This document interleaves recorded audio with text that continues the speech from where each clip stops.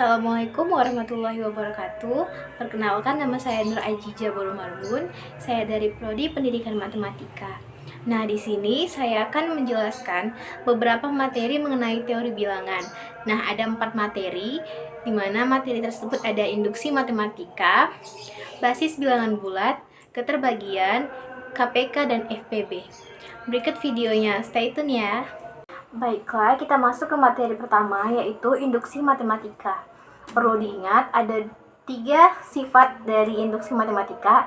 Yang pertama membuktikan bahwa P sama dengan 1, yang kedua membuktikan bahwa N sama dengan K, membuktikan bahwa N sama dengan K tambah 1. Kita masuk ke penyelesaiannya, jadi kita buktikan dulu bahwa N sama dengan 1.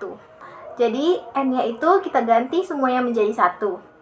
Kemudian kita dapat hasilnya yaitu 2 per 2. 2 per 2 kita bagi, hasilnya jadi 1.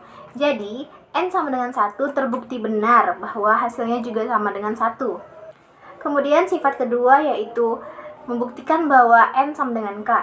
Jadi dari soal tersebut yang ada N-nya kita ganti saja jadi K.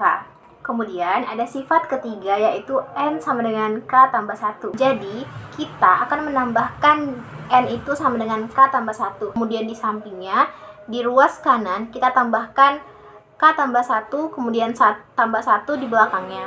Kemudian kita masukkan saja kurungnya K tambah 1, kemudian K tambah 2. K tambah 2-nya itu dari K tambah 1 ditambah 1 per 2. Nah, seperti yang kita tahu, nilai dari N sama dengan K tadi adalah K buka kurung K tambah 1 per 2. Jadi kita masukkan saja nilainya. Jadi K buka kurung K tambah 1 per 2 ditambah K tambah 1 ditambah ruas kanan. Ruas kanan tidak berubah, kita mengerjakan ruas kirinya saja. Kemudian di ruas kirinya, yaitu K buka kurung K tambah 1 per 2, kita faktorkan menjadi K buka kurung K tambah 1 buka kurung K per 2 tambah 1 sama dengan ruas kanan. Kemudian kita hasilkan saja ruas kirinya. K tambah 1 buka kurung K tambah 1 buka kurung K tambah 2 per 2. Kemudian kita dapatkan hasilnya menjadi K tambah 1 dikali K tambah 2 per 2 sama dengan K tambah 1 dikali K tambah 2 per 2. Jadi terbukti benar bahwa N sama dengan K tambah 1. Baiklah, kita masuk ke materi selanjutnya yaitu basis bilangan bulat. Nah, pada soalnya yaitu selesaikan soal berikut ke basis 10 atau desimal. Perlu diketahui bahwa basis memiliki beberapa bilangan, yaitu ada basis 2 dengan 0,1, basis 3 dengan 0,1,2, dan seterusnya sampai basis 10. Nah, soalnya yaitu 2025 dengan basis 6 ubah ke basis 10. Nah, kita selesaikan dulu 2025 dalam basis 6. Kemudian sama dengan 2 dikali 6 basis 6. Nah, kalau angka bilangannya ada 4, pangkat tertingginya yaitu 4 kurang 1 sama dengan 3. Maka jadilah 2 dikali 6 pangkat 3 ditambah 0 dikali 6 pangkat 2. Nah, kita jumlahkan, jadi hasilnya 2 dikali 216 ditambah 0,36, 0 dikali 36, dan seterusnya. Hasilnya jadi 449. Jadi 2025 dengan basis 6 diubah ke basis 10 dengan hasil 449. Selanjutnya kita masuk ke materi berikutnya yaitu keterbagian. Nah, definisi dari keterbagian ini ada lambangnya A garis dengan B dibaca sebagai B membagi A, di mana ada suatu bilangan bulat sehingga bisa dirumuskan B sama dengan K dikali A, di mana K sama dengan bilangan bulat.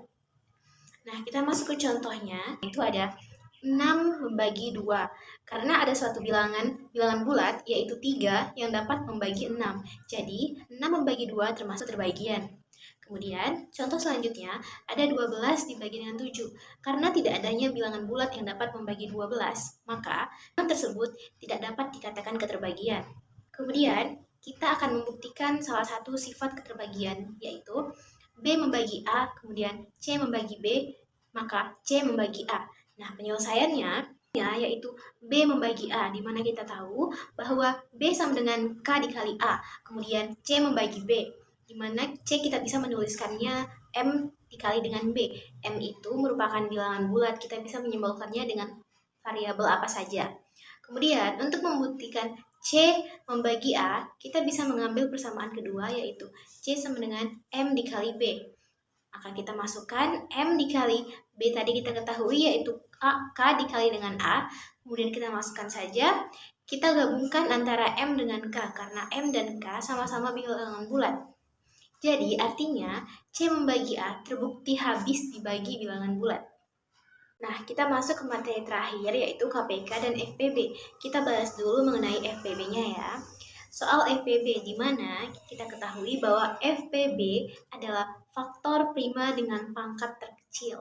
Nah, kita tentukan dulu ya soalnya, yaitu tentukan FPB dari 108. 108 itu kan perkalian dari 4 dikali 24. Nah, 4 itu kan 2 pangkat 2, dan 24 itu 3 pangkat 3. Nah, kita masukkan saja FPB sama dengan 108 sama dengan 2 min 2 pangkat min 2,1. Kenapa pakai min? Karena FPB adalah pangkat terkecil, jadi kita pakai simbol min. Kemudian kita masukkan juga 3 min 3,4. Nah, FPB 108, 2 dari min buka kurung 2,1 itu, kita cari pangkat yang terkecilnya. Pangkat terkecilnya yaitu 1, maka kita pilih 2 pangkat 1. Begitu juga dengan yang 3. Kita dapat hasilnya yaitu 54. Kemudian, kita masuk ke KPK, di mana KPK merupakan faktor prima dengan pangkat terbesar. Nah, kita tentukan dulu KPK dari 162. Karena 162 adalah 2 dikali 81, di mana 2 adalah pangkat 1 dan 3 adalah pangkat 4. Nah, kita selesaikan. KPK sama dengan 162 sama dengan 2 max 2,1. Kenapa pakai max? Karena KPK adalah pangkat terbesar, jadi kita simbolkan dengan max atau maksimal. Nah, 3 max ke 3,4. KPK 162 dari 2,1 pangkat tadi, kita cari yang terbesar yaitu 2.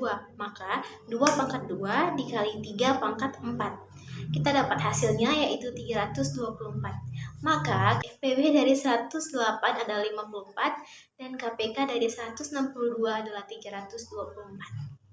Baiklah, sekian materi yang saya sampaikan.